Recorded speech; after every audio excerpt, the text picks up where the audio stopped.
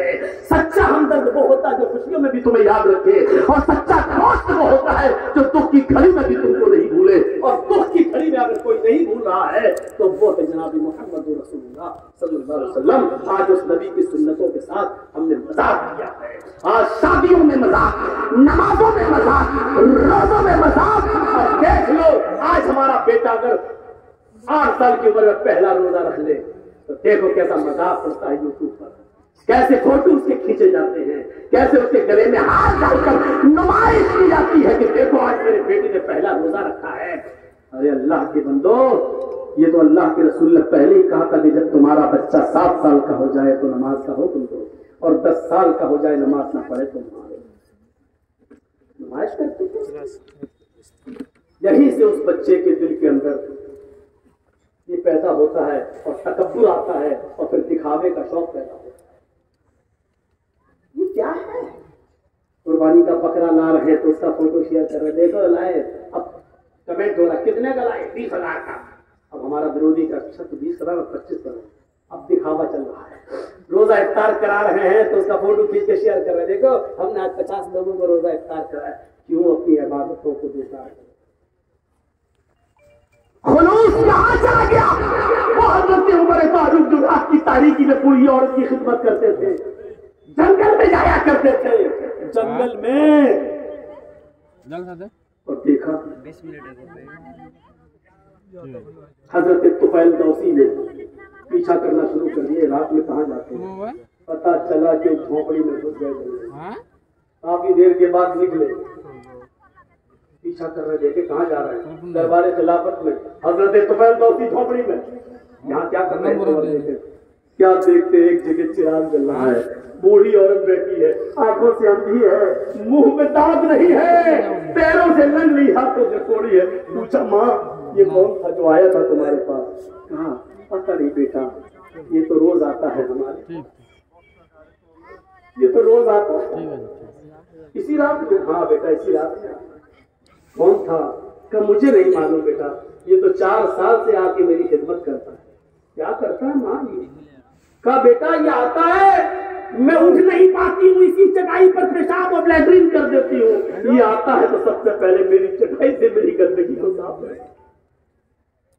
ये आता है मेरे कपड़े धुलता है, ये आता है खाना बनाता है, ये आता है मुझे अपने हाथ से खिलाता है, और उसके बाद यहाँ से जाता है मेरे कपड़े अपने धुलने।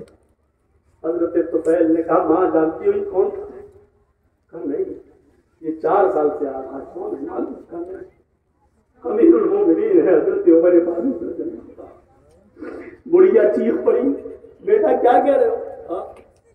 हजरत तुफैल जा रहे हो हजरत उमर फारूक के दरबार खिलाफत में, क्या देखते हैं कि वो तहज्जुद की नमाज पढ़ के फारिग होकर अपने दोनों हाथों को उठाकर दुआ मांग रहे हैं।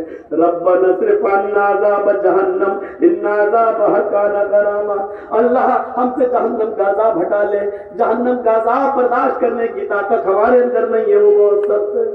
हजरत तुफैल ने पीछे से कहा अमीरुल मोमिनीन, रात में बूढ़ी औरत का पेशाब पैखाना साफ करने वाला, बूढ़ी औरत के कपड़े धुलने वाला, बूढ़ी औरत को अपने हाथ से खिलाने पिलाने वाला, बूढ़ी औरत के पैर दबाने वाला, बूढ़ी औरत को खिदमत करने वाला, अगर ये सब जहन्नम में चला गया तो फिर जन्नत में कौन जाएगा? और जन्नत में जाने की तवक्को किससे रखी जाए? पीछे मुड़ते देखते कि तुफैल दौसी को पता चल गया, नजर आसमान पे गई और कहा मैं ये नेकी तेरे लिए कर रहा था, तुझे खुश करने के लिए कर रहा था, आज मेरी नेकी जाहिर हो गई। अल्लाह इसमें मेरा कोई कसूर नहीं, तुफैल ने चुपके से मुझे ये नेकी करते हुए देख लिया। अय अल्लाह मेरे इस अमल को रिया और नमूद में मत लिख देना, ईमानदारी के साथ बताइए। हजरत उमर अफसोस कर रहे हैं, आज मेरी ये नेकी आज तुफैल को पता चल गई, अल्लाह मैंने जानबूझकर नहीं दिखाई। अय व्हाट्सएप पर इफ्तार के नेमतों को शेयर करने वालों, कुर्बानी के बकरों की पोस्ट डालने वालों, गोश्त बांटते हुए गरीबों में उसकी पोस्ट शेयर करने वालों, जरा तसव्वुर करो कि हमारी इबादतों का हाल क्या है। हर चीज में नुमाइश, हर चीज में दिखावा, हर चीज के अंदर दिखावा। हम क्या करेंगे? नेकियां किसी को कुछ देते भी हो तो उसका भी फोटो डाल देते हो। लॉकडाउन के अंदर अगर किसी घर पे अनाज और गल्ला पहुंचाने गए हो तो उसका भी फोटो लेके तुम्हें डालना। वो बेचारा नहीं चाहता कि हमारी शक्ल दूसरों के सामने आए, लेकिन बेगैरतों ने उसको मदद तो की, लेकिन उसको नंगा कर दिया कि उसके घर में खाने पीने के लिए कुछ नहीं। तुम समझते हो ये नेकी का काम है? नेकी का काम तो वो था कि हजरत उमर फारूक रात की तारीकी में जा रहे हैं और एक बूढ़ा मजूसी, मुसलमान भी नहीं था, एक बूढ़ा आदमी वहीं बैठा रो रहा है। बूढ़ा नहीं, एक आदमी था, वो बाहर बैठ के रो रहा है। हजरत उमर उसके पास बैठ गए। क्या हुआ? उसने देख के कहा, जा यार तू और मेरा दिमाग खराब करने आया। अरे जा यार, मैं परेशान हूँ, तू और परेशान। कैसे रहते थे कि पता नहीं चलता था कि अमीरुल मोमिनीन क्या हुलिया होता है। यहाँ तो सूट बूट से पहचान लिए जाते हैं कि ये कौन है। उसने कहा जाओ यार, अरे बताओ ना क्या परेशानी है, हम तुम्हारी कुछ मदद कर सकते हैं। अरे तुम क्या मेरी मदद करोगे, जाओ यहाँ से। हजरत उमर वहीं बैठ गए। ठीक है, कुछ बताओ, शायद हम तुम्हारी कुछ हेल्प कर सके, और नहीं कर सके तो मुझे अपना भाई समझकर अपना दुख हल्का कर लो। एक दूसरे को परेशानियां बताने से कुछ बोझ हल्का हो जाता है। उसने सोचा हाँ यार बात तो सही है। कहने लगा सुनो यार, अब सुनो, और जिसको जाना हो बिला तकल्लुफ अभी उठ के चला जाए। जाओ, जिसको अगर पेशाब लग रहा है तो उठ के चला जाए, और फिर यहाँ ना आना। जाओ ना, आप देख क्या रहे हो, हमको हमें देखने से तुम्हारा निकाह और टूट जाएगा। जाओ यहाँ से, जिसको भी जाना हो भी चला जाओ यहाँ से। बस बुजुर्ग बूढ़े लोग ना उठे।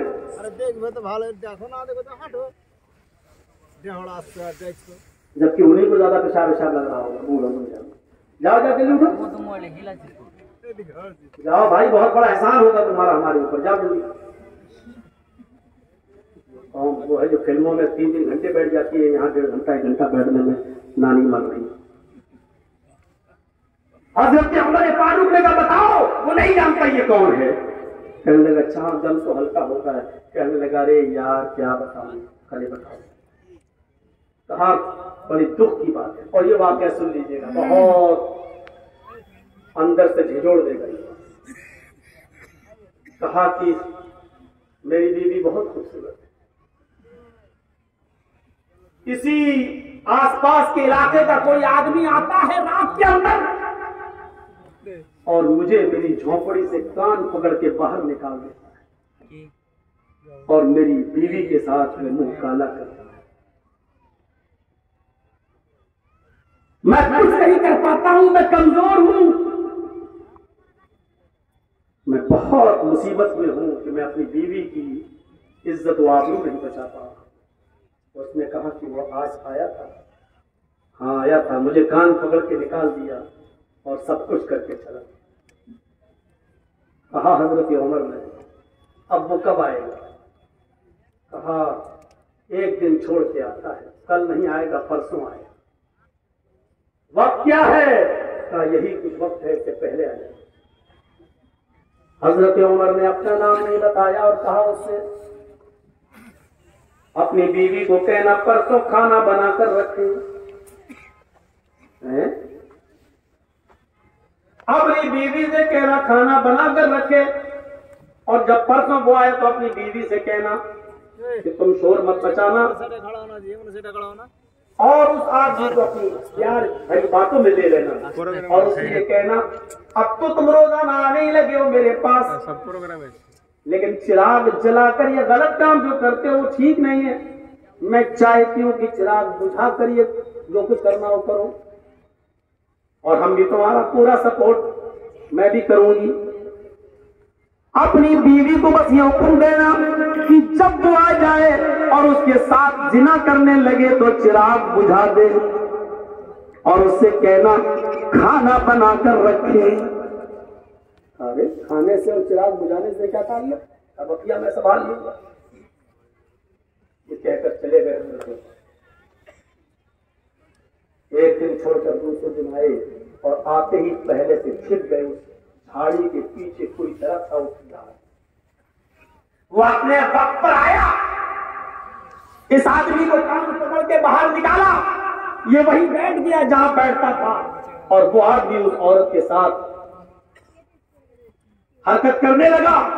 उसकी बीवी ने प्यार में ले लिया, उसको जकड़ लिया और कहा कि चिराग बुझा दो और फिर खुलकर आज हमारे साथ जो कुछ करना हो करो। चिराग जैसे ही बुझा, हजरत उमर फारूक अंदर जाते हैं, झोंपड़ी के अंदर घुस जाते हैं। अल्लाह, अगर आज मैं इस औरत की इज्जत न बचा सका तो मेरी अमीरुल मोमिनीन किस काम की। ये वही उमर फारूक हैं जिन्होंने लफ्ज़ कुत्ता इस्तेमाल करते हुए कभी कहा था, अल्लाह, अगर दजला, दरियाए दजला, अगर दरियाए दजला, दजला के किनारे पर एक कुत्ता भी अगर भूखा मर गया मेरे दौरे खिलाफत में, तो कयामत के दिन में उसका हिसाब किताब का जिम्मेदार होगा। हजरत उमर फारूक की खिलाफत में एक कुत्ता भी भूखा नहीं मरने पाया था।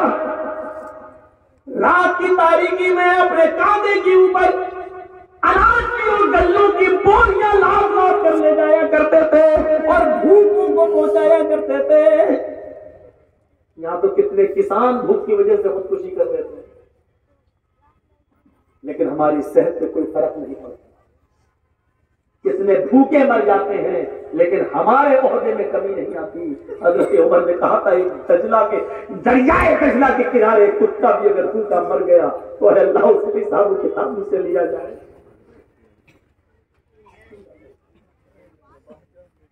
हज़रत उमर घुस गए, उसने समझा कि ये उसका शौहर चला है। कहा, रे इतनी जल्दी क्यों आ गए हो, आओ यहां से, अभी तो कुछ मैंने शुरू ही नहीं किया, तुम आ गए यहां से, आओ यहां से। हजरत उमर फारूक यही आवाज उसके मुंह से निकलवाना चाहते थे, क्योंकि अंधेरे में दिख नहीं रहा था कि औरत कौन है, मर्द कौन है। जैसे ही उसने ये जुमला कहा, हजरत उमर फारूक उसके ऊपर झपटे, उसके बाल पकड़ लिए। अब बाल लंबे थे, फिर कंफ्यूज हो गए कि ये कहीं औरत के तो हाथ नहीं है, उसको मोड़ने लगे। वो कहता, अबे कौन, क्या कहता? समझ गए कि वही आदमी है, समझ गए कि यही आदमी है। अपनी तलवार ली और एक तलवार उसकी गर्दन पे मारी, गर्दन उमर के हाथ में दौड़ी, तड़पने लगा। हजरत उमर ने कहा, बहन जल्दी से चिराग जलाओ। जैसे ही चिराग जलाया गया, गर्दन देखी, बॉडी देखी, कहा अल्हम्दुलिल्लाहि रब्बिल आलमीन। मेरी बहन जल्दी से खाना लगाओ। हजरत उमर उसी बॉडी के करीब बैठकर खाना खा रहे हैं, पेट भर के खाना खा रहे हैं। डेड बॉडी के पास बैठ के खाना खाना बहुत जल्दी किसी की हिम्मत नहीं। हजरत उमर फारूक ने कहा, जब घर से निकलने लगे तो घर का मालिक कहता है, वही आदमी, भैया कहाँ जा रहे हो?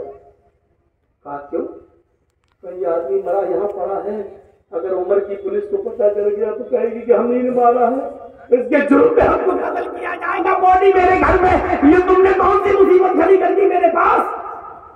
हजरत उमर फारूक ने कहा, डरने की जरूरत नहीं, मैं ही अमीरुल मोमिनीन हूं, मैं ही खादिम हूं और मैंने ही इसको मारा है। तुम्हें इस बॉडी को हाथ लगाने की जरूरत नहीं है। मेरे ही आदमी आएंगे, इस डेड बॉडी को उठाकर ले जाएंगे और इसके घर वालों के हवाले कर देंगे। उसने कहा, आप अमीरुल मोमिनीन हैं, सॉरी, परसों के लिए माफ कर दीजिए मुझे, मैंने आपको कहा जा आ गया है, मैं तो वैसे ही परेशान हूं, परेशान करने आ गया। कोई बात नहीं। कहा, अमीरुल मोमिनीन, 2-3 सवाल के क्या जवाब दे देंगे? कहा, बोलो क्या है? अमीरुल मोमिनीन